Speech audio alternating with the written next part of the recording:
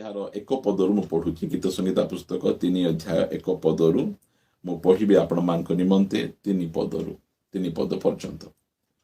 हे सदाप्रभ मोहर विपक्ष माने किपरि बढ़ी अछंती, मो विरुद्ध रे उत्थित लोक अनेक।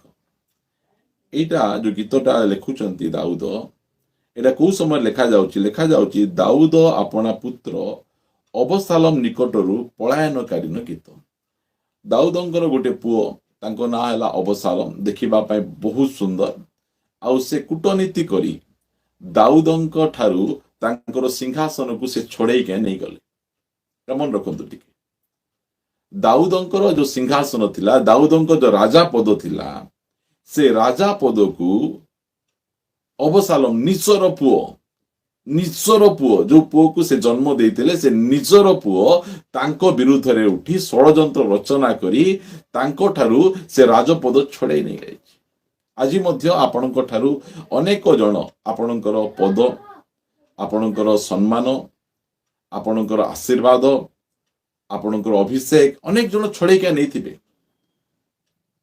एटा लोक मानकर मनोभाव जो समय आमे ऊपर को जीवा, लोक माने आम निचर लोक माने पछाड़े छुरी मारी से माने आम मानक ठारू आम मानक आशीर्वाद गुड़िक को हरण कर नेबा लोक माने अछंती। अबशालोम तार निजर पुओ जहाको कि दाऊद निजर कोलरे धरी बड़ करथिले, दाऊद जहार लालन पालन करथिले, दाऊद जाको खाइबा पीबा को दे बड़ करथिले, तांगर निजर पुओ अबशालोम से दाऊदंकर विरुद्ध रे षड़यंत्र कले। लोक माने जेतबेले दाऊदंक निकट को आसुथिले, बाटरे जगुथिले, आ से मान को आलिंगन करुथिले, कुंढौथिले, आ कहूथिले देखो तुमर दुख गुड़िक मते कुह। से माने कहूथिले तुमर दुख बहुत बढ़िया दुख, मात्र दुखर विषय कौन, तुमर कथा सुनिबा पाई केही मध्य राज दरबार रे नाहांती। राजांको पाई तुम इम्पोर्टेंट नहीं, राजा तुमको इच्छा करूना तुमर कथा सुनिबा पाई। जदि मु राजा हितांती ताहाले तुमर दुख दूर करितांती, मु राजा हितांती ताहाले तुमर समस्या रो तुमको बाहर कर देइतांती। एई प्रकार कही कही लोक मानकर मन को हरण करिकिना से दाऊदंक पदरे राजा ही गले। से प्रिय माने अभिषेक दाऊदंक पाखरे अछि, अभिषेक अबशालोमक पाखरे नाही। अबशालोमक पाखरे अभिषेक नाही, अभिषेक अछि दाऊदंक पाखरे। से दाऊदंकर पद को से निजे ऑक्युपाई करिसंती। प्रिय माने ए जो 2024 मसिया रे अनेक लोक आपण मान अनेक विषय गुड़िक को लुंठन कर नहीं छंती। आपणकर पाइबार समय आपण आपणकर अभिषेक पुनर्बार पाइबे, आशीर्वाद पुनर्बार पाइबे, आपणकर सुस्थता पुनर्बार पाइबे, आपणकर सब विषय आपण पुनर्बार पाइबा को जाउछंती। एटा होची से पाइबार वर्ष जोटा अबशालोम छोड़े क्या नहीं जाइछि। अबशालोम जे कि निजर लोक, निजर ज्ञाति कुटुंब आपणकर अनेक विषय गुड़िक को आपणकर छोड़े क्या नहीं छंती। आ सेई समय रे दाऊद गोटे गीत लिखुचंती। कौन लिखुचंती? हे सदाप्रभु मोर विपक्ष माने किपरि बढ़ी अछंती। आमे किछि करि नाहु, कार अनिष्ट करि नाहु, का विरुद्ध रे जाई नाहु, दुखी लोकर जत्न नैछो, भोकरे थिबा लोक खाइबा को देइछु। मात्र आम पाखरे जो अभिषेक आसे, आमे ऊपर को आमे जाऊ, हमर उन्नति हुए, सेई समय रे हमर शत्रु मध्य बढ़ंती, आम विपक्ष लोक माने बढ़ंती, आम विरुद्ध रे कहिबा लोक बढ़ंती, आम विरुद्ध रे फॉल्स एलिगेशन लगेबा लोक बढ़ंती। मात्र व्यस्त हेबा दरकार नहीं, छानिया हेबा दरकार नहीं, आपण व्यस्त हुअंतु नहीं। आपणकर अभिषेक को परमेश्वर पुनर्बार आपण को देबे, आपण को आशीर्वाद को पुनर्बार आपण को देबे। अबशालोम नहीं किना आपणकर पद केते दिन रखि परिबो? बेसी दिन रखि परिबो नहीं। जो माने आपणकर आशीर्वाद, आपणकर जिंस पत्र, आपणकर धन संपत्ति लूट कर नहीं छंती, ताहा पुनर्बार फेरी पाइबे आपण। परमेश्वर ताहा करिबे, परमेश्वर ताहा करिबा पाई सामर्थ्यवान परमेश्वर अटंती। सिद्धि पाई जेतबेले से अबशालोम ठारू धाई पळै जाइछंती, सेही समय रे आंगो पाखे राजगदी नहीं, आंगो पाखे पावर नहीं। सेते बेले लोक माने आंगो विरुद्ध रे बढ़ुचंती, आगे बढ़ु नथिले, कारण आपण पाखे शक्ति थिला। मात्र जो समय रे राजगदी पळै जाइछि, सेही समय रे गीत रचक दाऊद लिखुचंती जे हे सदाप्रभु मोर विपक्ष माने किपरि बढ़ी अछंती, मो विरुद्ध रे उत्थित लोक अनेके। केते? अनेके। ଅନେକ ଲୋକ ଆପଣଙ୍କ ବିରୁଦ୍ଧରେ ଉଠୁଛନ୍ତି। କିଏ ଉଠୁଛନ୍ତି? ଆପଣଙ୍କର ନିଜ ଲୋକ, ଆପଣଙ୍କ ରକ୍ତ ସମ୍ପର୍କ ଲୋକ, ଆପଣଙ୍କର ମଣ୍ଡଳୀ ଲୋକ। ଉଠିଲେ କଣ ହେବ? ଉଠିଲେ କଣ ହେବ? ଏଠି ଗୋଟେ ପଦ ଲେଖା ହେଇଛି, ଆପଣ ପଢିଛନ୍ତି କି ନାହିଁ? ପ୍ରଭୁ ଯୋଉ ପ୍ରମିସ କରିଛନ୍ତି, ଜିହୋଶୁଆ ପୁସ୍ତକ ଏହାର 1 ଅଧ୍ୟାୟ 5 ପଦ, 1 ଅଧ୍ୟାୟର 5 ପଦ, ତୁମ୍ଭର ଯାବଜ୍ଜୀବନ ତୁମ୍ଭ ସମ୍ମୁଖରେ କେହି ଠିଆ ହେଇପାରିବେ ନାହିଁ। ଅଭିଷେକ ଅଛି ଦାଉଦଙ୍କ ପାଖରେ, ମାତ୍ର ରାଜଗଦିରେ ବସିଛନ୍ତି ଅବସାଲମ। ଏଠି କହୁଛନ୍ତି ସେ ଜିହୋଶୁଆଙ୍କୁ, ଜିହୋଶୁଆ ମୁଁ ତୁମ ସାଙ୍ଗରେ ଅଛି, ମୁଁ ତୁମକୁ ଅଭିଷେକ କରିଛି, ତୁମେ କାହାକୁ ଭୟ କରିବା ଦରକାର ନାହିଁ, କାହାକୁ ଡରିବା ଦରକାର ନାହିଁ। ଲେଖାଯାଉଛି ତୁମର ଯାବଜ୍ଜୀବନ, ଯେତେ ଦିନ ଯାଏଁ ତୁମେ ବଞ୍ଚିଛ, ଲୋକମାନେ ତୁମ ବିରୁଦ୍ଧରେ ତୁମ ସମ୍ମୁଖରେ ଠିଆ ହେବାକୁ ଚେଷ୍ଟା କରିବେ, ମାତ୍ର କେହି ତୁମ ସମ୍ମୁଖରେ ଠିଆ ହେଇପାରିବେ ନାହିଁ, କେହି ତୁମ ସମ୍ମୁଖରେ ଦଣ୍ଡାୟମାନ ହେଇପାରିବେ ନାହିଁ। କାହିଁକି ଦଣ୍ଡାୟମାନ, କେହି କାହିଁକି ଠିଆ ହେଇପାରିବେ ନାହିଁ? ଆମ୍ଭେ ଯେପରି ମଶାଙ୍କର ସଙ୍ଗରେ ଥିଲୁ, ସେହିପରି ଆମ୍ଭେ ତୁମ୍ଭ ସଙ୍ଗରେ ଥିବା, ଆମ୍ଭେ ତୁମ୍ଭ ପ୍ରତି ନିରସ୍ତ ହେବା ନାହିଁ କି ତୁମ୍ଭକୁ ତ୍ୟାଗ କରିବା ନାହିଁ। କି ସୁନ୍ଦର କଥା! ଆପଣଙ୍କ ବିରୁଦ୍ଧରେ 1000 ଲୋକ ଠିଆ ହେଲେ ମଧ୍ୟ ସେମାନେ ଠିଆ ହେଇ ରହିପାରିବେ ନାହିଁ। ଆପଣଙ୍କ ବିରୁଦ୍ଧରେ 1000 ଲୋକ ଉଠିଲେ ମଧ୍ୟ ଉଠିକିନା ରହିପାରିବେ ନାହିଁ, କାରଣ ସଦାପ୍ରଭୁ ଆପଣଙ୍କ ସଙ୍ଗରେ ଅଛନ୍ତି। ଆପଣଙ୍କ ସଙ୍ଗରେ କିଏ ଅଛନ୍ତି? ଆପଣଙ୍କ ସଙ୍ଗରେ କିଏ ଅଛନ୍ତି? ବଡ ଲୋକ କଥା ନାହିଁ, ଆପଣଙ୍କ ସଙ୍ଗରେ ଆପଣଙ୍କ ପରମେଶ୍ୱର ଅଛନ୍ତି। ଯାହା ସାଙ୍ଗରେ ତାଙ୍କ ପରମେଶ୍ୱର ରୁହନ୍ତି, ତାଙ୍କ ସମ୍ମୁଖରେ କିଏ ଠିଆ ହେଇପାରିବେ ନାହିଁ, ଠିଆ ହେବାକୁ ଚେଷ୍ଟା କରିବେ। ଦେଖନ୍ତୁ, ଦାଉଦଙ୍କ ସମ୍ମୁଖରେ ଗଲିଆଥ ଠିଆ ହଉଛନ୍ତି। ଗଲିଆଥ ଗୋଟେ ମଲ୍ଲ ଯୋଦ୍ଧା, ବହୁ ଶକ୍ତିଶାଳୀ ଯୋଦ୍ଧା। ସେଇ ଯୋଦ୍ଧା ଦାଉଦଙ୍କ ବିରୁଦ୍ଧରେ ଠିଆ ହଉଛନ୍ତି। ରହିପାରିଲେ? କୁହନ୍ତୁ, ରହିପାରିବେ ନାହିଁ। ମୋର କହିବାର ଉଦ୍ଦେଶ୍ୟ ସେଇଟା। ଆପଣଙ୍କ ବିରୁଦ୍ଧରେ ଗଲିଆଥ ଉଠୁ, ଆପଣଙ୍କ ବିରୁଦ୍ଧରେ ଅବସାଲମ ଉଠୁ, ଯେଇ ମଧ୍ୟ ଉଠିଲେ ମଧ୍ୟ ଆପଣଙ୍କ ସମ୍ମୁଖରେ ଠିଆ ହେଇ ରହିପାରିବ ନାହିଁ। କାହିଁକି ରହିପାରିବ ନାହିଁ? ଆପଣଙ୍କ ସହିତ ପରମେଶ୍ୱର ଅଛନ୍ତି। ଯୋଉମାନଙ୍କ ସହିତ ପରମେଶ୍ୱର ଅଛନ୍ତି, ପରମେଶ୍ୱର ସେମାନଙ୍କୁ ଜୟ ପ୍ରଦାନ କରିବେ, ବଳବାନ କରିବେ, ଶକ୍ତିଯୁକ୍ତ କରିବେ, ସାମର୍ଥ୍ୟଯୁକ୍ତ କରିବେ। ପ୍ରିୟମାନେ, 2024 ମସିହାରେ ଆପଣଙ୍କ ବିରୁଦ୍ଧରେ ଅନେକ ଲୋକ ଠିଆ ହେଲେ, ମାତ୍ର ସେମାନେ ଠିଆ ହେଇପାରିଲେ ନାହିଁ, ପଡିଗଲେ। ଆପଣଙ୍କ ବିରୁଦ୍ଧରେ ଅନେକ ଲୋକ ଉଠିଲେ, ମାତ୍ର ସେମାନେ ରହିପାରିଲେ ନାହିଁ, ପଡିଗଲେ। ସେଥିପାଇଁ କହୁଛନ୍ତି, ହେ ସଦାପ୍ରଭୁ, ମୋର ବିପକ୍ଷ ମାନେ କିପରି ବଢିଛନ୍ତି? କେମିତି ବଢିଛନ୍ତି? ମୋର ବିପକ୍ଷ ମାନେ ଭୟଙ୍କର ଭାବେ ବଢିଛନ୍ତି। ମୋ ବିରୁଦ୍ଧରେ ଉତ୍ଥିତ ଲୋକ ଅନେକ, ଆଉ ସେମାନେ କଣ କହୁଛନ୍ତି? ଅନେକ ମୋ ପ୍ରାଣ ବିଷୟରେ କହନ୍ତି, ପରମେଶ୍ୱରଙ୍କ ନିକଟରେ ତାହା ପାଇଁ ପରିତ୍ରାଣ ନାହିଁ। ଏମାନଙ୍କର ଭାଷା ଟିକେ ବୁଝ। କହୁଛନ୍ତି ପରମେଶ୍ୱର ମଧ୍ୟ ଆକୁ ରକ୍ଷା କରିପାରିବେ ନାହିଁ। ଏମିତି କେବେ ହେଇଛି? କୁହନ୍ତୁ, ପରମେଶ୍ୱର ସମସ୍ତଙ୍କୁ ରକ୍ଷା କରିପାରିବେ। ଏମିତି କୌଣସି ବିଷୟ ନାହିଁ ଯୋଉ ବିଷୟରୁ କି ପରମେଶ୍ୱର ରକ୍ଷା କରିପାରିବେ ନାହିଁ। ଲୋକମାନେ ଆସି କହିଲେ, ଦେଖବା, ଏ ପରମେଶ୍ୱରଙ୍କ ଉପରେ ଭରସା କରିଛି ପରା, ବିଶ୍ୱାସ କରିଛି ପରା, ପରମେଶ୍ୱର ମଧ୍ୟ ଉଦ୍ଧାର କରିପାରିବେ ନାହିଁ, ପରମେଶ୍ୱର ମଧ୍ୟ ରକ୍ଷା କରିପାରିବେ ନାହିଁ। ପ୍ରିୟମାନେ, ଏଇ ପ୍ରକାର କଥା ଗୁଡିକ ଆପଣ ଯେତେବେଳେ ମେଡିକାଲ ବେଡରେ ଥିବେ, ସେଇ ସମୟରେ ଆସି କହିବେ ଆପଣଙ୍କୁ, ଆଉ ଇଏ ବଞ୍ଚିବ ନାହିଁ, ଇଏ ଆଉ ଘରକୁ ଆସିବ ନାହିଁ, ଆକୁ ଆଉ ପ୍ରଭୁ ମଧ୍ୟ ଉଦ୍ଧାର କରିପାରିବେ ନାହିଁ, ପ୍ରଭୁ ମଧ୍ୟ ରକ୍ଷା କରିପାରିବେ ନାହିଁ। ଏଇ ପ୍ରକାର କଥା ଗୁଡିକ ଆପଣଙ୍କ ବିରୁଦ୍ଧରେ କୁହାଯିବ। ମାତ୍ର ଆପଣ ବ୍ୟସ୍ତ ହୁଅନ୍ତୁ ନାହିଁ। ଯେତେବେଳେ ଦାଉଦଙ୍କୁ ଏ ପ୍ରକାର କଥା କୁହାଗଲା, ସେତେବେଳେ ସେ କହୁଛନ୍ତି କଣ? ମାତ୍ର ହେ ସଦାପ୍ରଭୁ, ତୁମ୍ଭେ ମୋ ଚତୁର୍ଦିଗର ଢାଲ ସ୍ୱରୂପ। ପ୍ରେଜ୍ ଦ ଲର୍ଡ। ଦାଉଦ ଡିସ୍କରେଜ ହଉନାହାନ୍ତି। ସିଂହାସନ ନାହିଁ ସିନା, ପରମେଶ୍ୱର ତ ଅଛନ୍ତି ନା। ରାଜପଦ ନାହିଁ, ମାତ୍ର ଅଭିଷେକ ତ ରହିଛି। ଏଇଟା ହେଲା ବଡ କଥା। প্রিয় মানে অভিষେক ହେଲା ବଡ ବିଷୟ। ଆପଣଙ୍କ ପାଖରେ ଅଭିଷେକ ଅଛି, ତାହେଲେ ଆପଣଙ୍କୁ କେହି ଚାପି ରଖିପାରିବେ ନାହିଁ, ଦବେଇ ରଖିପାରିବେ ନାହିଁ। ଅପେକ୍ଷା ଟିକେ କରନ୍ତୁ, ଟିକେ ଅପେକ୍ଷା କରନ୍ତୁ। ଆପଣଙ୍କର ପଦ ପଦବୀ, ଆପଣଙ୍କର ଆଶୀର୍ବାଦ, ଆପଣଙ୍କର ଜାଗା, ଆପଣଙ୍କ ଧନ ସମ୍ପତ୍ତି ଏସବୁ ଯୋଉ ଲୋକ ନେଇ ଯାଇଛନ୍ତି ଆଉ କହୁଛନ୍ତି ଏଇଟା ଆଉ ଆଗକୁ ପ୍ରଭୁ ମଧ୍ୟ ସେ ଜାଗା ଦେଇପାରିବେ ନାହିଁ, ପ୍ରଭୁ ମଧ୍ୟ ତାହାକୁ ସାହାଯ୍ୟ କରିପାରିବେ ନାହିଁ, ପ୍ରଭୁ ମଧ୍ୟ ତାକୁ ରକ୍ଷା କରିପାରିବେ ନାହିଁ। ପରମେଶ୍ୱରଙ୍କ ନିକଟରେ ଆପେ ଉଦ୍ଧାର ନାହିଁ, ପରିତ୍ରାଣ ନାହିଁ। ହେଲେ କାହା ନିକଟରେ ଅଛି? କାହା ନିକଟରେ ଅଛି? ଆମକୁ ଡିସ୍କରେଜ କରିବା ପାଇଁ, ଆମକୁ ହତୋତ୍ସାହିତ ନିରୁତ୍ସାହ କରିବା ପାଇଁ ଏହି ପ୍ରକାର ଭାଷାର ମଧ୍ୟ ପ୍ରୟୋଗ କରେ ଶୈତାନ। ସେଥିପାଇଁ ଘରେ ଯେତେବେଳେ ଲୋକମାନେ ଆସନ୍ତି, ଆପଣଙ୍କୁ ମିଶନ୍ତି, ସମସ୍ତେ ପ୍ରଭୁଙ୍କର ଲୋକ ନାହାନ୍ତି, ଏଇଟାକୁ ମନେ ରଖନ୍ତୁ। ସମସ୍ତଙ୍କ କଥାରେ ଧ୍ୟାନ ଦେବାଟା ଆମର ମୂର୍ଖାମି ଅଟେ।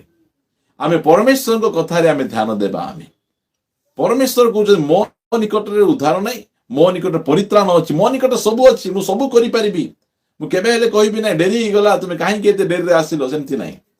ସବୁ ସମୟରେ ଆମକୁ ଉଦ୍ଧାର ପରିତ୍ରାଣ କରିବେ। ସେଥିପାଇଁ ବ୍ୟତିବ୍ୟସ୍ତ ହୁଅନ୍ତୁ ନାହିଁ, ବ୍ୟତିବ୍ୟସ୍ତ ହୁଅନ୍ତୁ ନାହିଁ। ଅବସାଲମ ଆପଣଙ୍କର ସବୁ ଯାକ ନେଇଯାଇଛି, ନିଜ ଲୋକ ନେଇଯାଇଛନ୍ତି, ତାହେଲେ ଆପଣ ଛଟପଟ କାହିଁକି ହଉଛନ୍ତି? ଲୋକମାନେ କହୁଛନ୍ତି ଆକୁ ଆଉ ଉଦ୍ଧାର ନାହିଁ, ପରିତ୍ରାଣ ନାହିଁ, ଆଉ ରକ୍ଷା ନାହିଁ। ରକ୍ଷା ନାହିଁ, କାହିଁକି ରକ୍ଷା ନାହିଁ? ଆମର ରକ୍ଷା ରହିଛି। ସେଥିପାଇଁ ସେ କହୁଛନ୍ତି ହେ ପ୍ରଭୁ, ହେ ସଦାପ୍ରଭୁ, ତୁମେ ମୋର ଚତୁର୍ଦିଗର ଢାଲ ସ୍ୱରୂପ। ମୋର ଢାଲ ମାନେ କଣ? ସୁରକ୍ଷା କବଚ। ଚାରିଆଡେ ମତେ ରକ୍ଷା କରିବା ଲୋକ କିଏ? ପ୍ରଭୁ ଅଛନ୍ତି। ଆଉ କହୁଛନ୍ତି ଆ ପାଖରେ ଆକୁ ଆଉ ପ୍ରଭୁ ମଧ୍ୟ ରକ୍ଷା କରିପାରିବେ। ସେ କହୁଛନ୍ତି ହେ ସଦାପ୍ରଭୁ, ତୁମେ ମୋ ଚତୁର୍ଦିଗର ଢାଲ ସ୍ୱରୂପ, ମୋହର ଗୌରବ ଓ ମୋ ମସ୍ତକ ଉଠେଇବା କର୍ତ୍ତା ଅଟ। ଏଇଟା ମୁଁ ଆପଣମାନଙ୍କୁ କହିବା ପାଇଁ ଚାହେଁ। ମୁଁ କହୁଛି ଆପଣମାନଙ୍କୁ, ପରମେଶ୍ୱର ଆପଣଙ୍କର ମସ୍ତକକୁ ଉନ୍ନତ କରିବେ। ଲୋକମାନେ ଆପଣଙ୍କର ମୁଣ୍ଡ ଧରି ଆପଣଙ୍କୁ ଚାପି ଦଉଛନ୍ତି, ତଳକୁ ଚାପି ଦଉଛନ୍ତି, ଆପଣଙ୍କୁ ଡିସ୍କରେଜ କରୁଛନ୍ତି, ଆପଣଙ୍କୁ ଉଠିବା ପାଇଁ ଦେଉନାହାନ୍ତି। ଆପଣଙ୍କୁ ସେହି ପ୍ରକାର ଚାପି ଚାପି ରଖିବା ସମୟରେ ଆମେ ଏଇଟା ଘୋଷଣା କରିବା ଯେ ଆପଣ ମଧ୍ୟ କହିବେ, କଣ କହିବେ? ମୋର ପରମେଶ୍ୱର ମୋହର ଗୌରବ ଆଉ ମୋର ମସ୍ତକ ଉଠେଇବାର କର୍ତ୍ତା। କର୍ତ୍ତା ମାନେ କଣ? ମାଲିକ। ଦୁନିଆର ସବୁ ଲୋକ ମୋର ମୁଣ୍ଡକୁ ଧରିକିନା ଚାପିଲେ ମୋର କୌଣସି ଅସୁବିଧା ହେବ ନାହିଁ। ମୋର ମୁଣ୍ଡକୁ ମତେ ଡେଙ୍ଗା କରିବାକୁ, ମତେ ବଡ କରିବା ପାଇଁ ମୋର ପରମେଶ୍ୱର ସେ ମତେ ଉପରକୁ ଉଠେଇବେ, ସେ ମତେ ଉପରକୁ ରଖିବେ। ପ୍ରିୟ ମାନେ ସେଟାକୁ ମନେ ରଖନ୍ତୁ। ଏଇ ସବୁ ଲୋକମାନେ ଆମକୁ ଚାପି ଦଉଛନ୍ତି, ଆମକୁ ଡମିନେଟ କରି ରଖୁଛନ୍ତି, ଆମକୁ ଦୁର୍ବଳ ଦେଖିକିନା କହୁଛନ୍ତି ଏଇ ସବୁ ହଉଛି, ଆଗକୁ ଆଉ କେହି ଉଦ୍ଧାର କରିପାରିବେ ନାହିଁ। କାହିଁକି କରିପାରିବେ ନାହିଁ? ଆମର ପରମେଶ୍ୱର ଆମର ମସ୍ତକ ଉଠେଇବାର କର୍ତ୍ତା ଅଟନ୍ତି, ମାଲିକ ଅଟନ୍ତି। ଆପଣଙ୍କୁ ଅପମାନିତ ହେବାକୁ ଦେବେ ନାହିଁ। କେତେବେଳେ ଆମର ମୁଣ୍ଡ ତଳକୁ ଯାଏ, ଏମିତି ଆମେ ମୁଣ୍ଡ ତଳକୁ ଆମେ କରୁ ଅପମାନ ଲାଗି। ଆଜି ଅନେକ ଜଣଙ୍କ ଜୀବନରେ ଏଇ ପ୍ରକାର ଅପମାନ ଆସିଛି। ଦାଉଦଙ୍କର ଅପମାନ କେତେ? ଦାଉଦ କାହାକୁ ଯାଇ କହିବେ? ମୋର ପୁଅ, ମୋର ନିଜର ପୁଅ ମୋର ବିରୁଦ୍ଧରେ ଉଠିଛି, ମୋର ସିଂହାସନ ନେଇଛି, ଦୟାକରି ମତେ ସାହାଯ୍ୟ କର ବୋଲି କାହାକୁ କହିବେ? ଆପଣଙ୍କର ଘା, ଆପଣଙ୍କର ବଥା, ଆପଣଙ୍କର କଷ୍ଟ ଏଇ ପ୍ରକାର ସ୍ଥାନରେ ହେଇଛି, କାହାକୁ କହିପାରିବେ ନାହିଁ ଆପଣ? ମାତ୍ର ପରମେଶ୍ୱରଙ୍କୁ କହିପାରିବେ, ପରମେଶ୍ୱରଙ୍କୁ କହିପାରିବେ ପ୍ରିୟମାନେ। ସେଥିପାଇଁ ଗୀତ ରଚକ ସେ କହୁଛନ୍ତି, ଯଦି ଆମେ ପଢିବା ସେ ପଦଟା, ବହୁତ ସୁନ୍ଦର ପଦ। ମୁଁ ଅନେକ ସମୟରେ ଆପଣମାନଙ୍କ ନିକଟରେ ସେ ପଦ ରଖିଛି, ଏବେ ମଧ୍ୟ ମୁଁ ରଖିବା ପାଇଁ ଚାହେଁ। ପ୍ରଭୁଙ୍କର ଗୌରବ ହେଉ। ଗୀତ ସଂହିତା 62 ଗୀତ, ଏହାର 8 ପଦ। ହେ ଲୋକମାନେ, ସବୁବେଳେ ତାହାଙ୍କ ଠାରେ ନିର୍ଭର କର, ତାହାଙ୍କ ଛାମୁରେ ମନର ସବୁ କଥା ଭାଙ୍ଗି ଭାଙ୍ଗି କୁହ, ପରମେଶ୍ୱର ଆମ୍ଭମାନଙ୍କ ନିମନ୍ତେ ଆଶ୍ରୟ। ପ୍ରଭୁଙ୍କର ଗୌରବ ହଉ। ପ୍ରିୟମାନେ, ଆଜି ଯେକୌଣସି ଅପମାନରେ ଆପଣଙ୍କର ମସ୍ତକ ତଳକୁ ଯାଇଛି। ଦାଉଦଙ୍କର ମସ୍ତକ ଅପମାନରେ ତଳକୁ ପଳେଇଲା, ମୁଣ୍ଡ ତଳକୁ ଲୁଏଁ ଦେଲେ। ସେ କାହାକୁ କହିପାରୁନାହାନ୍ତି। କଣ ହେଲା ଦାଉଦ? ତୁମେ କଣ ରାସ୍ତାଘାଟରେ ବୁଲୁଛ, ଜଙ୍ଗଲରେ ବୁଲୁଛ, ଲୁଚି ଲୁଚି ବୁଲୁଛ? ସେ କହିପାରୁନାହାନ୍ତି। ସେ ଯେତେବେଳେ ସାଉଲଙ୍କ ଠାରୁ ସେ ଧାଇଁ ଧାଇଁ ବୁଲୁଥିଲେ ସେତେବେଳେ କହିପାରୁଥିଲେ ଯେ ସାଉଲ ମତେ ମାରିବା ପାଇଁ ଗୁଡଉଛନ୍ତି, ସେଥିପାଇଁ ମୁଁ ଲୁଚି ଲୁଚି ବୁଲୁଛି। ମାତ୍ର ଏବେ କାହାକୁ କହିବେ? ଏଇଟା ହଉଛି ଅପମାନ। ଯେତେବେଳେ ଆମ ଜୀବନରେ ଅପମାନ ଆସେ, ଅପମାନ କଣ ହେବ?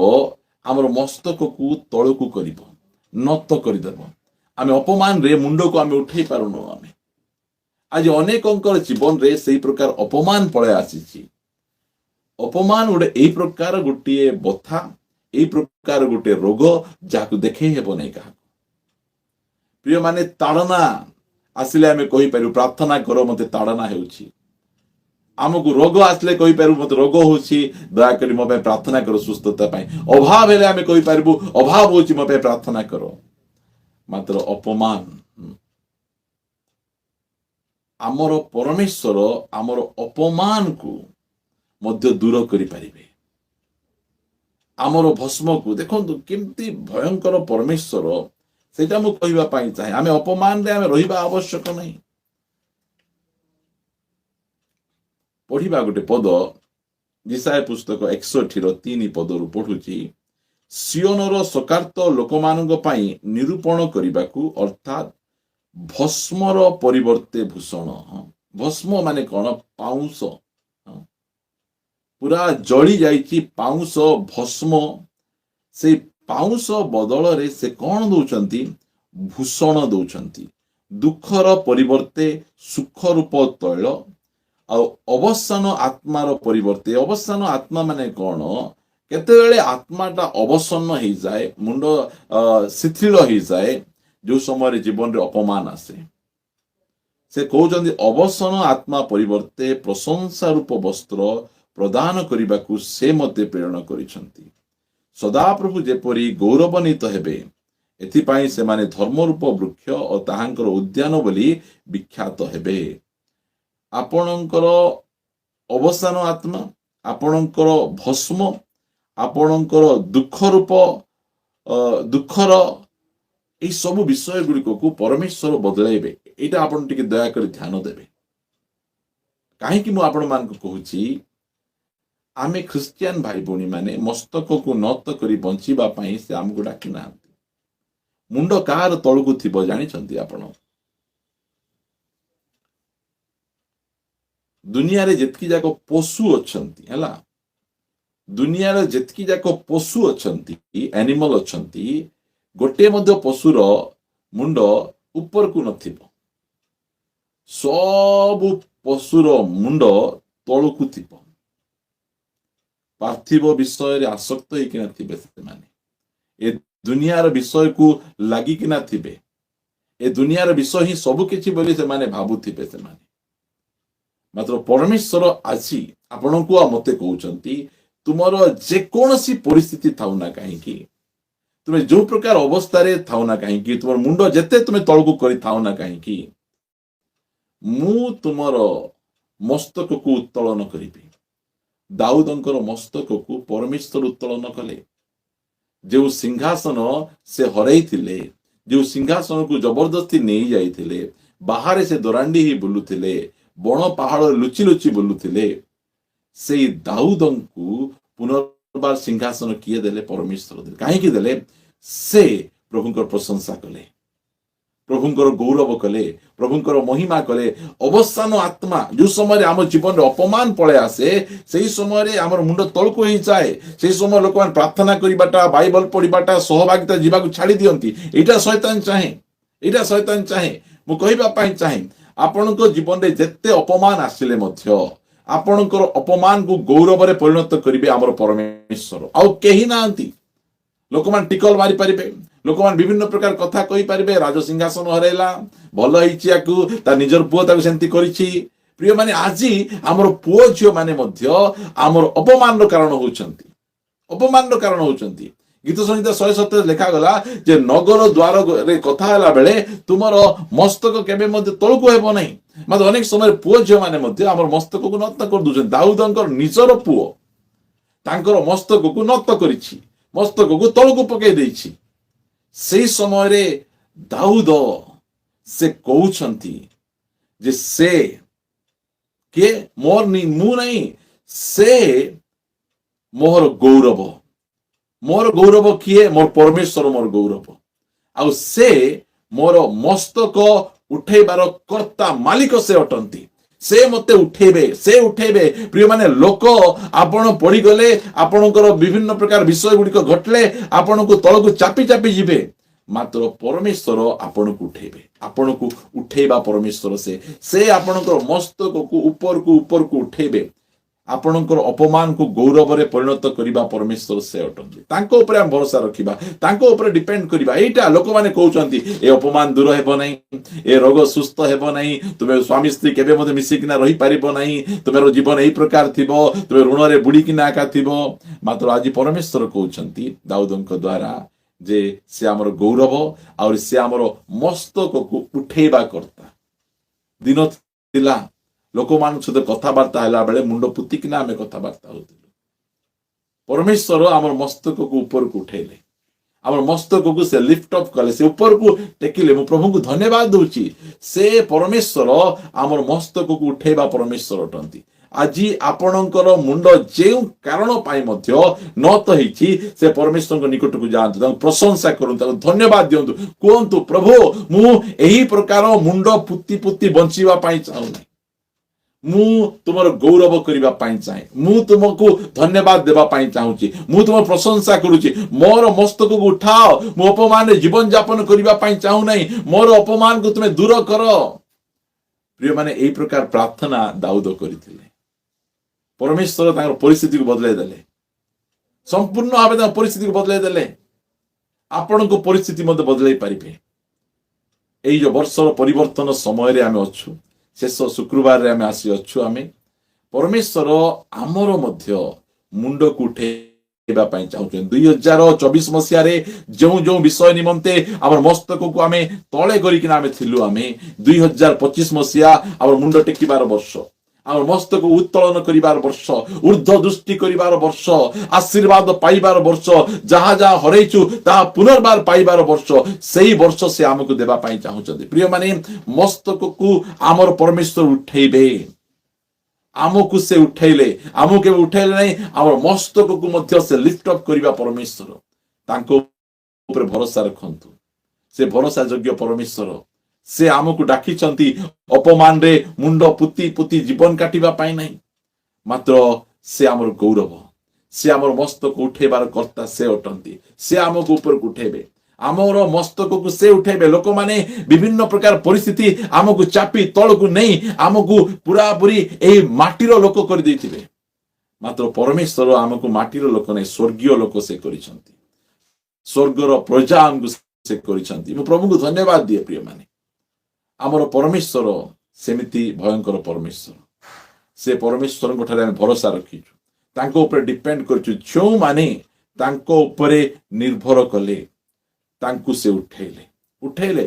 ଆମର ପରମେଶ୍ୱର ଉଠେଇବା ପରମେଶ୍ୱର, ଆମର ମସ୍ତକ ଉଠେଇବା ପରମେଶ୍ୱର। ପଢିବା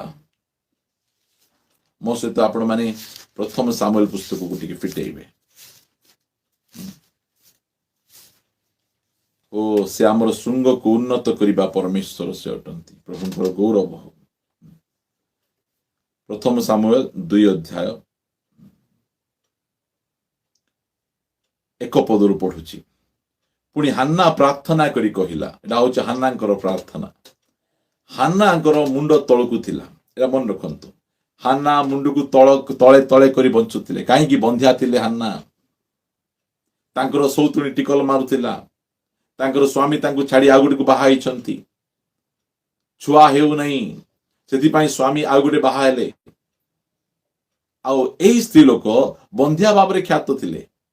ମୁଣ୍ଡକୁ ତଳକୁ କରି ସବୁବେଳେ ବଞ୍ଚୁଥିଲେ। ଲୋକ ଛୁଆ ଖେଳଉଥିଲେ, ଏ ଛୁଆକୁ ଦେଖିକିନା ଏ ଖୁସି ହଉଥିଲେ। ଆଉ ଏ ଛୁଆ କାଖେଇବି ବୋଲି କହିଲେ ଆକୁ ଦଉନଥିଲେ, ତାକୁ ଦିଅ ନାହିଁ, ତାକୁ ଦିଅ ନାହିଁ। ସେ ଗୋଟେ ବନ୍ଧ୍ୟା ସ୍ତ୍ରୀ ଲୋକ, ସେ ଗୋଟେ ଛୁଆକୁ ଛୁଇଁବ, ଛୁଆ ଛୁଇଁଲେ ଛୁଆର ରୋଗ ହେବ, ଜ୍ୱର ହେବ, ଅମୁକ ହେବ, ସମୁକ ହେଇଯିବ। ଛି ଛି ଛି ଛି ଛି, ତାକୁ ଦିଅ ନାହିଁ, ତାକୁ ଦିଅ ନାହିଁ। ଏଇଟା ଅପମାନ। ଏଇଟା ଆପଣ ସେ ବାଧା କାହାକୁ କହିପାରିବେ ନାହିଁ, ସେ କଷ୍ଟ ଆପଣ କାହାକୁ ଜଣେଇ ପାରିବେ ନାହିଁ। ଏହି ପ୍ରକାର ବାଧା କଷ୍ଟରେ ଆପଣ ଥିବା ସମୟରେ ଆପଣ ପ୍ରଭୁଙ୍କ ନିକଟକୁ ଯାଆନ୍ତୁ, ପ୍ରଭୁଙ୍କର ପ୍ରଶଂସା କରନ୍ତୁ, ପ୍ରଭୁଙ୍କର ଗୌରବ କରନ୍ତୁ। ପ୍ରିୟମାନେ, ହାନ୍ନା ସେଇଟା କଲେ। कौन सी प्रकार अपमान तांको प्रभु निकट को जीवाई रखिला नहीं।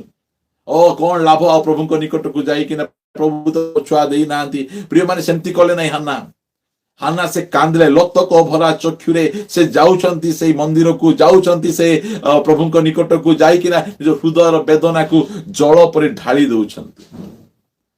प्रिय माने आमे सी प्रकार ढाली बाटा शिखिबार अछि निजको प्रभु छामुरे ढाली दबार अछि।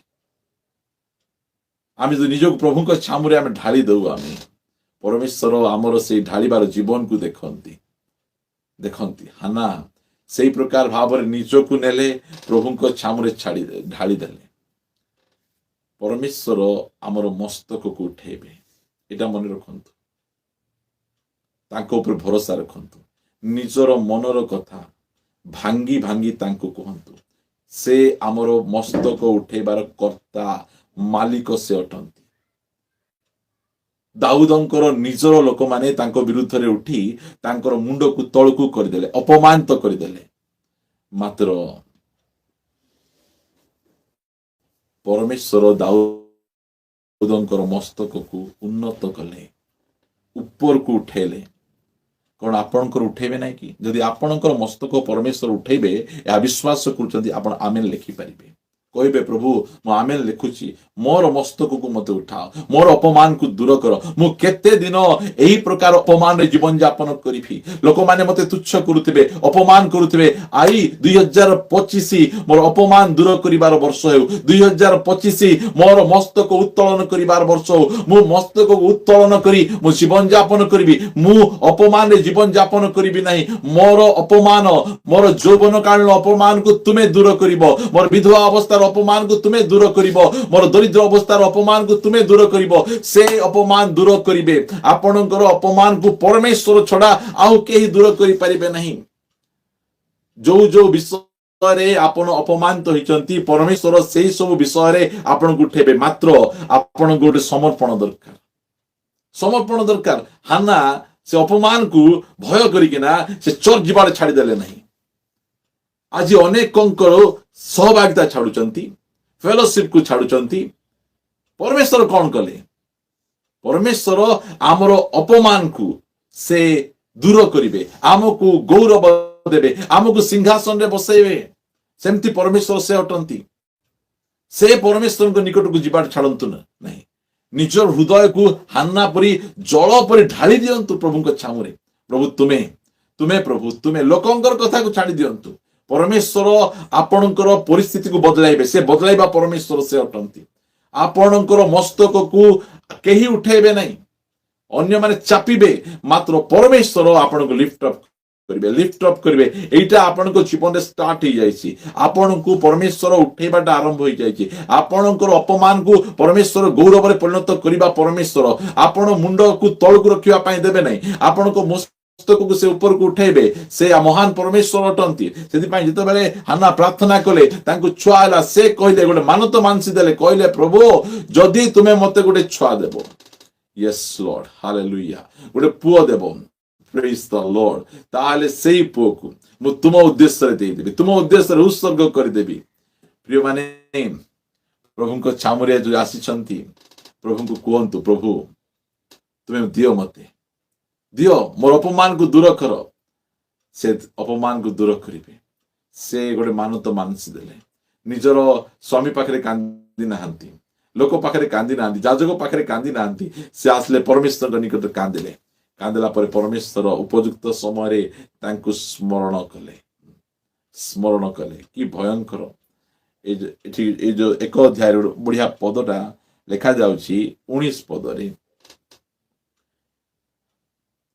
18 पद तो अच्छी 18 पद पढ़ुची टिके ध्यान देबे तो से कहिला तुम दासी तुम दृष्टि रे अनुग्रह प्राप्त हो आउ से स्त्री अपना पथरे गला और भोजन कला पुणी ताहार मुख आ विषन्न नहिला प्रेज द लॉर्ड केते बढ़िया आगरु अनेक थर हानांकर मुह विषन्न सुखी केना झाउणी केना 10 दिन न खाइला परी मुह सब बेले लटकी किना विषन्न मना ही किना रहउथिले मात्र जो समय रे परमेश्वर निकट को जाई निजर हृदय सब वेदना को ढाली देइचंती सेही समय रे आउ तांकर मुह एबे आउ विषन्न नहीं ଡଲ୍ ନାହିଁ, ତାଙ୍କର ମୁହଁ କେମିତି ହେଇଯାଇଛି, ପୁରା ଉଜ୍ଜଳ ହେଇଯାଇଛି। ସେଥିପାଇଁ ଲେଖା ହେଲା 19ରେ, ଏ ଉତ୍ତାରେ ସେମାନେ ଅତି ପ୍ରଭାତରେ ଉଠି ସଦାପ୍ରଭୁଙ୍କ ଆରାଧନା କରି ଫେରିଗଲେ ଓ ଆପଣା ମାନଙ୍କ ବାସସ୍ଥାନ ରାମାକୁ ଆସିଲେ। ଆଉ ଇଲକାନା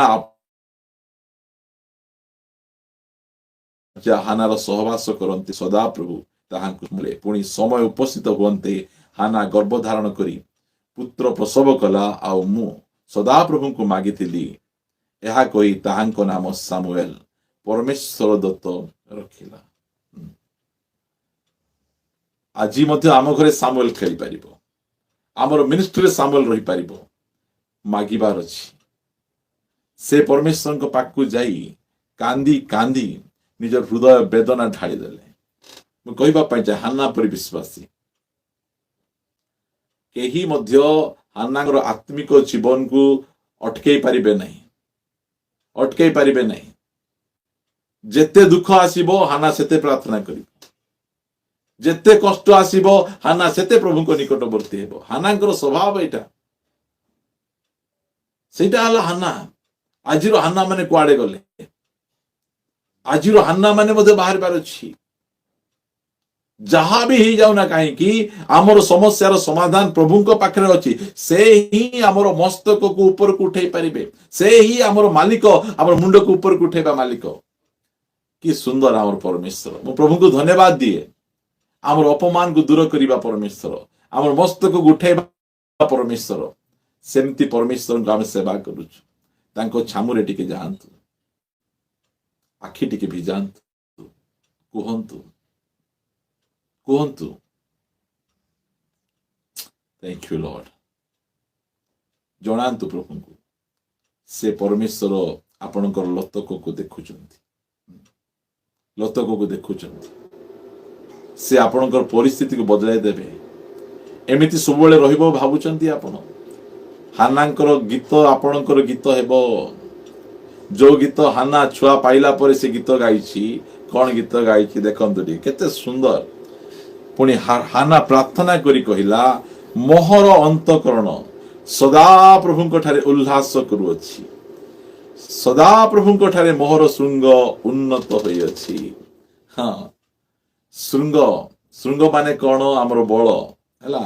ଶୃଙ୍ଗ ମାନେ ଯୋଉ ସିଂହ, ଗୋଟିଏ ପଶୁର ବଳ ତାର ଶୃଙ୍ଗରେ ଥାଏ। ସେ ଶୃଙ୍ଗରେ ଲୋକମାନଙ୍କୁ ସେ ମାରେ, ଶୃଙ୍ଗ ଦ୍ୱାରା ସେ ନିଜକୁ ରକ୍ଷା କରେ। ଆମର ପରମେଶ୍ୱର ଆମର ଶୃଙ୍ଗକୁ ଉନ୍ନତ କରିବେ। ଯୋଉଟା ନତ ହେଇକିନା ଥିଲା, ଯୋଉଟା ତଳକୁ ପୋତି ହେଇକିନା ଥିଲା, ସେଇଟା ସେ ଉନ୍ନତ କରିବା ପରମେଶ୍ୱର ସେ ଅଟନ୍ତି। ସେ କରିବେ ମୋର ପ୍ରିୟ ପ୍ରଭୁଙ୍କ ଲୋକମାନେ, ସେ କରିବା ପାଇଁ ସାମର୍ଥ୍ୟବାନ।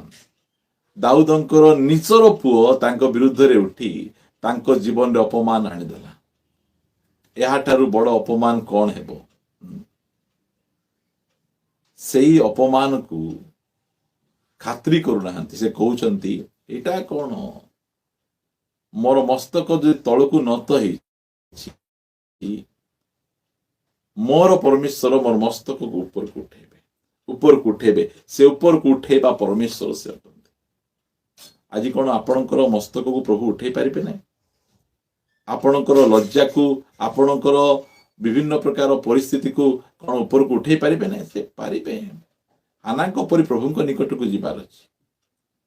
ନିଜର ମନର କଥା ଭାଙ୍ଗି ଭାଙ୍ଗି ତାଙ୍କୁ କହିବାର ଅଛି। ନିଜର ହୃଦୟକୁ ଜଳ ଉପରେ ଢାଳି ଦେବାର ଅଛି। ସେଇଟା ହେଲା କଥା। ମୋର ଶୃଙ୍ଗ ଉନ୍ନତ ହୋଇଅଛି, ମୋହର ମୁଖ, କାହାର ମୁଖ? ମୋହର ମୁଖ ମୋର ଶତ୍ରୁ ମାନଙ୍କ ନିକଟରେ ଫିଟି ଅଛି, ଯେହେତୁ ମୁଁ ତୁମ୍ଭ ପରିତ୍ରାଣରେ ଆନନ୍ଦ କରେ। ଯୋଉ ମୁଖ ବନ୍ଦ ଥିଲା, ସେଇ ମୁଖକୁ ପରମେଶ୍ୱର ଫିଟାଉଛନ୍ତି। ଫିଟେଇବା ପରମେଶ୍ୱର ସେ ସମସ୍ତଙ୍କର ମୁଖକୁ ଫିଟେଇବେ, ଆପଣଙ୍କର ମୁଖକୁ ମଧ୍ୟ ଫିଟେଇବେ। ପ୍ରିୟ ପ୍ରଭୁଙ୍କ ଲୋକମାନେ, ଏତିକି ଆପଣ ମାନ କହିବା ପାଇଁ ଚାହେଁ, ଆମର ପରମେଶ୍ୱର ଆମର ମସ୍ତକକୁ ଉଠେଇବା ପରମେଶ୍ୱର, ଆମର ଗୌରବକୁ ଉଠେଇବା ପରମେଶ୍ୱର। ଏଇ ଦୁନିଆରେ କାହା ଆଗରେ ମୁଣ୍ଡ ପୋତି ପୋତି ଜୀବନ ଯାପନ କରିବା ପାଇଁ ସେ ଡାକି ନାହାନ୍ତି। अपमान रे जीवन यापन करने को डाकी नाहंती, बंधिया अवस्था रहिबा पई डाकी नाहंती, आमर मस्तक को ऊपर को उठेबा पई लोक मान आगे मुख फिटेबा पई आमको से डाकी छंती। आज मु जदि मुंड तलकू करिछि ता मोर परमेश्वर अपमान, से परमेश्वर मो सहित जड़ित होइतिबारु, मु तांको सहित जड़ित होइतिबारु, मु तांकर संतान होइतिबारु मु मुंड तलकू करी रहिबी ଏହା ସେ ଚାହୁଁନାହାନ୍ତି। ଆପଣଙ୍କର ଜୀବନରେ ମଧ୍ୟ ପରମେଶ୍ୱର ଚାହୁଁନାହାନ୍ତି। ଆପଣଙ୍କର ମଧ୍ୟ ସାମୁଏଲ ହେବ, ଆଉ ଯେତେବେଳେ ଆପଣଙ୍କ ସାମୁଏଲ ହେବ ଆପଣ ମଧ୍ୟ ପ୍ରଭୁଙ୍କର ଗୌରବ କରିବେ। ହାନ୍ନାଙ୍କ ପରି ପ୍ରାର୍ଥନା କରିବାଟା ଶିଖିବାର ଅଛି। ପ୍ରିୟମାନେ, ଏଠି ଲେଖା ଯାଉଛି, ମୁଁ 8 ପଦ ପଢୁଛି, ମୁଁ ବହୁତ ସମୟ ଆପଣଙ୍କୁ ନେବି ନାହିଁ। 8 ପଦ ପଢୁଛି, ପ୍ରାର୍ଥନା କରିବି।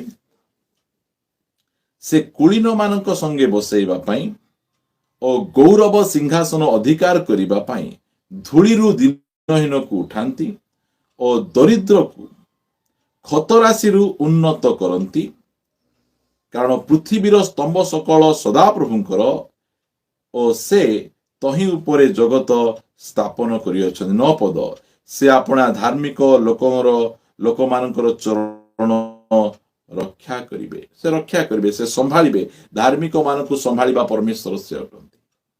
प्रिय माने, आम माने वर्षर शेष समय रे आमे आसीछु, आ ए शेष समय रे प्रभु हमको कहिबा पई चाहुचंती, मु तोर मस्तक को उठेबी, तू मो ऊपर भरोसा रखिछु, तू मो ऊपर डिपेंड करिछु, तोर अपमान को दूर करिबी, तते मु गौरवान्वित करिबी, तते मु उन्नत करिबी। हान्ना को जे प्रकार मु कली सेही प्रकार तते मध्य मु करि परिबी, से करि परिबे, से समस्त को करि परिबे, समस्त अपमान को दूर करि परिबे। एही प्रकार कोनोसी अपमान नहीं जोटा कि परमेश्वर दूर करि परिबे नहीं। परमेश्वर पाखरे सेही प्रकार शक्ति और सामर्थ्य रही अछि। से पुनर्बार आमको ठिया करिवे, पुनर्बार आमको बल देबे, पुनर्बार आमको संभाळिबे, पुनर्बार आमको जत्न नेबे। कोन आमे हान्नांक परी प्रभुंक छामुको जिबा कि कहिबा कि तांकु, प्रभु मु मोर कष्ट को, मोर दुख को, मोर हृदय वेदना को तुम छामुरे मु ढाळु अछि। प्रिय माने, एटा प्रभुंक छामुरे ढाळिबार समय। से कहउचंती, तुमे मोर गौरव मस्तक उठेबार कर्ता। जो समय रे आमे पापरे थिलु, दुष्टतारे थिलु, सेही समय रे से हमर जत्न नै छंती। कोन एबे छाडी देबे? आमको अपमान रे देखी, आमको दुख रे देखी कोन से छाडी देबे? से छाडीबे नहीं। पुनर्बार आमको संजीवित करिवे, पुनर्बार आमको उठेबे। जेतेबेले पितर यीशु को स्वीकार करिसंती, ताठु बड़ अपमान रो विषय कोन? प्रभु को मुह देखै पार नांती, लुचि लुचि कांदुछंती। मैं एते बड़ पाप केमती कली, मु मो परमेश्वर को अस्वीकार कर देली। आ सेही प्रभु, सेही पितर बैकस्लाइड हो गले, माछ धरिबा को चली गले। आउ प्रभुंकर शिष्य हेबा पई अयोग्य नै। मैं एंती भूल काम करिछि, मैं एते अपमान आनिछि प्रभुंक पई, प्रभुंको मु अस्वीकार करिछि, माछ धरिबा को पळेले। मात्र माछ धरिबा जागा रे प्रभु यीशु ख्रीष्ट आसुछंती, माछ धरिबा जागा रे प्रभु यीशु ख्रीष्ट आसुछंती। सेतिकी केवल नुहे, जो शिष्य माने बैकस्लाइड हिथिले सेही शिष्य मानक निमंते से माछ तरकारी रोषेई करुछंती, तांको पाए रोटी तैयारी करुछंती। किए? परमेश्वर प्रभु यीशु ख्रीष्ट। का निमंते? जेउ पितर तांको अस्वीकार कले, मु तांको जानि नै बोले राण पकेले, सेही पितरंको पाई माछ दउछंती, सेही पितरंको रोटी दउछंती। काहे कि? बल देबा पाई, शक्ति देबा पाई, सामर्थ्य देबा पाई।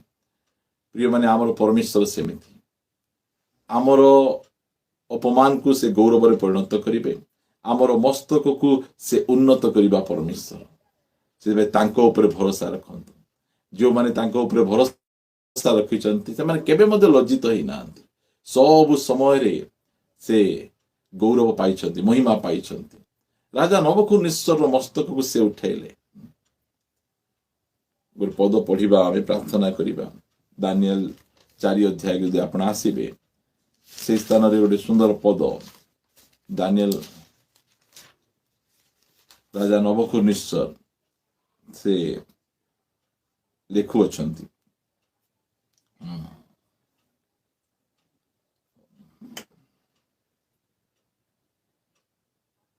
ପଢିବା ଆମେ 34 ପଦରୁ।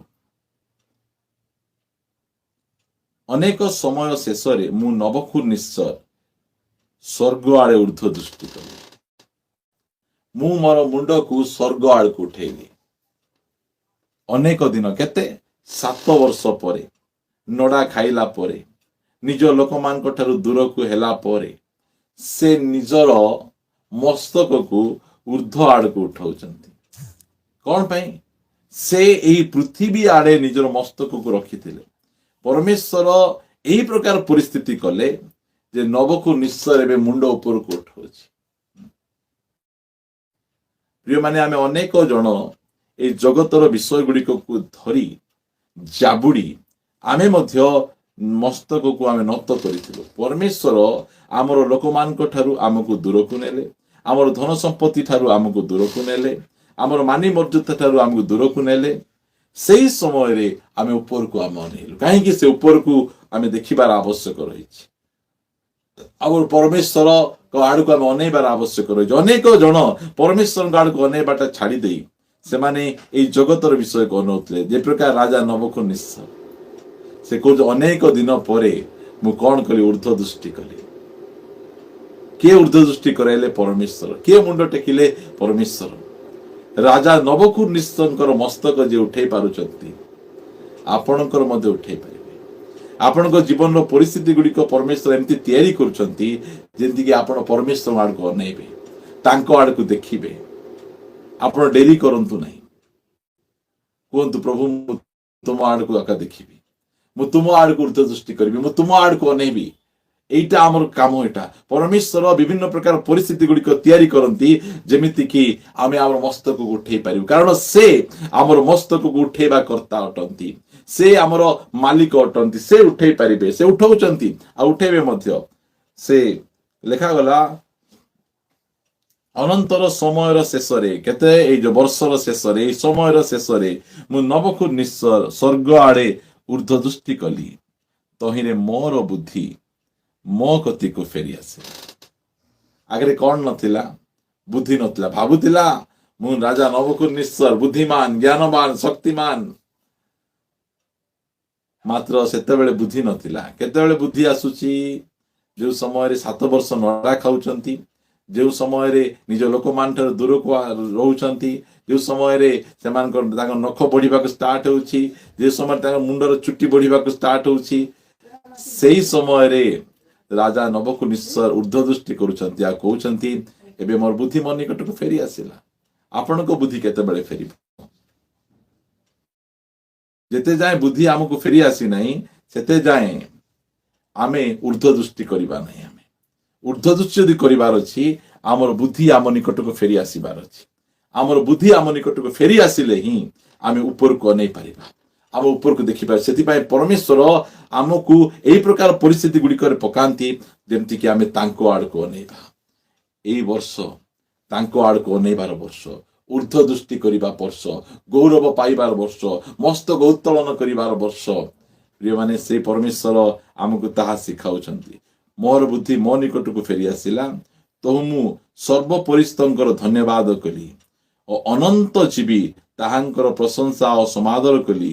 କାରଣ ତାହାଙ୍କର କର୍ତ୍ତୃତ୍ୱ ଅନନ୍ତକାଳୀନ ଓ ତାହାଙ୍କ ରାଜ୍ୟ ପୁରୁଷ ଅନୁକ୍ରମରେ ଥାଏ। ପ୍ରଭୁଙ୍କର ସ୍ତୁତି ହେଉ। ପ୍ରିୟମାନେ, ଗୋଟେ ବିଜାତି ରାଜା କୁ ପ୍ରଭୁ ଏ ପ୍ରକାର ବ୍ୟବହାର କରୁଛନ୍ତି, ସେ ରାଜା ଯେମିତି ତାଙ୍କ ନିକଟକୁ ଫେରି ଆସିବେ। ପ୍ରିୟମାନେ, ପ୍ରଭୁ ଚାହୁଁନାହାନ୍ତି ଆମେ ଏ ଜାଗତିକ ବିଷୟରେ ମନ ଲଗେଇବା। ପ୍ରଭୁ ଚାହୁଁନାହାନ୍ତି ଅପମାନରେ ଆମେ ମସ୍ତକକୁ ନତ କରିବା। ଆମେ ପ୍ରଭୁ ଚାହୁଁନାହାନ୍ତି ଆମେ ପାର୍ଥିବ ବିଷୟ ମଧ୍ୟରେ ନିଜର ମସ୍ତକକୁ ନତ କରି ରଖିବା। ପ୍ରଭୁ ଚାହୁଁଛନ୍ତି ଆମେ ଯେ ପ୍ରକାର ଆମର ମସ୍ତକକୁ ଉନ୍ନତ କରିବା। ଏଇଟା ହଉଛି ପ୍ରଭୁଙ୍କର ଇଚ୍ଛା, ପ୍ରଭୁଙ୍କର ଯୋଜନା। ସେଥିପାଇଁ ଆମେ ଏଇ ସମୟରେ ପ୍ରଭୁଙ୍କ ଆଡେ ଉର୍ଦ୍ଧ୍ୱ ଦୃଷ୍ଟି କରିବା। ସେଥିପାଇଁ ଗୀତ ରଚକ କହନ୍ତି, ମୁଁ ପର୍ବତ ଗଣ ଆଡେ ଉର୍ଦ୍ଧ୍ୱ ଦୃଷ୍ଟି କରିବି। କେଉଁଠାରୁ ମୋହର ସାହାଯ୍ୟ ଆସିବ? ମୋହର ସାହାଯ୍ୟ ସଦା ପ୍ରଭୁଙ୍କ ଠାରୁ ଆସେ। ପ୍ରଭୁଙ୍କର ଗୌରବ ହେଉ। ଆଜି ଏ ପ୍ରକାର ଗୋଟେ ସମୟ ଆମ ଜୀବନରେ ପ୍ରଭୁ ଆଣିଛନ୍ତି, ତାଙ୍କ ଆଡକୁ ଅନେଇବା ସମୟ। ତାଙ୍କୁ ଦେଖିବାର ସମୟ। ପ୍ରିୟମାନେ ଆସନ୍ତୁ ଆମେ ସେଇ ପ୍ରକାର କରିବା। ରାଜା ନବୁକଦନେସ୍ସର ଯେତେବେଳେ ସେ ଉର୍ଦ୍ଧ୍ୱ ଦୃଷ୍ଟି କରିଛନ୍ତି, ତାଙ୍କର ସବୁ ଗୌରବ ସବୁ ମହିମା ତାଙ୍କ ନିକଟକୁ ଫେରି ଆସିଛି। ସେ ପଦ ପଢିବା, ପ୍ରାର୍ଥନା କରିବା। ପୁଣି ପୃଥିବୀ ନିବାସୀ ସମସ୍ତେ ଅବସ୍ତୁ ତୁଲ୍ୟ ଗଣିତ, ଆଉ ସ୍ୱର୍ଗୀୟ ସୈନ୍ୟଗଣ ମଧ୍ୟରେ ଓ ପୃଥିବୀର ନିବାସୀଗଣ ମଧ୍ୟରେ ଆପଣା ଇଚ୍ଛା ଅନୁସାରେ କାର୍ଯ୍ୟ କରନ୍ତି, ଆଉ କେହି ତାହାଙ୍କର ହସ୍ତ ସ୍ଥଗିତ କରିନପାରେ, ଓ ତୁମେ କ'ଣ କରୁଅଛ ତାହା ତାହାଙ୍କୁ କହି ନପାରେ। ସେହି ସମୟରେ ମୋ ବୁଦ୍ଧି ମୋ କତିକୁ ଫେରି ଆସିଲା। ମୋ ରାଜ୍ୟର ଗୌରବ ନିମନ୍ତେ ମୋର ପ୍ରତାପ ଓ ତେଜ ମୋ କତିକୁ ଫେରି ଆସିଲା। ତହିଁରେ ମୋର ମନ୍ତ୍ରୀ ଅମାତ୍ୟଗଣ ମୋର ଅନ୍ୱେଷଣ କଲେ। ପୁଣି ମୁଁ ଆପଣା ରାଜ୍ୟରେ ସ୍ଥାପିତ ହେଲି ଓ ମୋର ମହିମା ଅତିଶୟ ବୃଦ୍ଧି ପାଇଲା। ପ୍ରଭୁଙ୍କର ଗୌରବ ହେଉ। ପ୍ରିୟମାନେ, କି ସୁନ୍ଦର ଆମର ପରମେଶ୍ୱର। ଏଇଟା ହଉଛି ଆମର ପରମେଶ୍ୱର। ଯଦି ଆପଣଙ୍କର ମସ୍ତକକୁ ଆପଣ ଉତ୍ତୋଳନ କରିବେ, ତାହେଲେ ରାଜା ନବୁକଦନେସ୍ସରଙ୍କ ନିକଟରେ ଯେମିତି ତାଙ୍କର ହରେଇଥିବା ବିଷୟ ସବୁ ଫେରିକିନା ଆସୁଛି, ଆପଣଙ୍କ ନିକଟକୁ ମଧ୍ୟ ଫେରି ଆସିବେ। ଯାହା ଯାହା ଆପଣ ହରେଇଛନ୍ତି, ପ୍ରଭୁ ସେ ସବୁ ଗୁଡ଼ିକ ପୁନର୍ବାର ଆପଣଙ୍କୁ ଫେରେଇ ଦେବେ। ମସ୍ତକକୁ ଉଠେଇବା ଶିଖନ୍ତୁ। ପ୍ରଭୁଙ୍କ ଆଡ଼କୁ ନିଜର ମସ୍ତକକୁ ଉଠାନ୍ତୁ, କାରଣ ସେ ଆମର ମସ୍ତକ ଉଠେଇବାର କର୍ତ୍ତା ଓ ମାଲିକ ଅଟନ୍ତି। ଆସନ୍ତୁ ଆମେ ପଦେ ପ୍ରାର୍ଥନା କରିବା। ସେ ପରମେଶ୍ୱରଙ୍କୁ ଆମେ ଧନ୍ୟବାଦ ଦେବା, ଯେଉଁ ପରମେଶ୍ୱର ଆମର ମସ୍ତକକୁ ଉଠାନ୍ତି।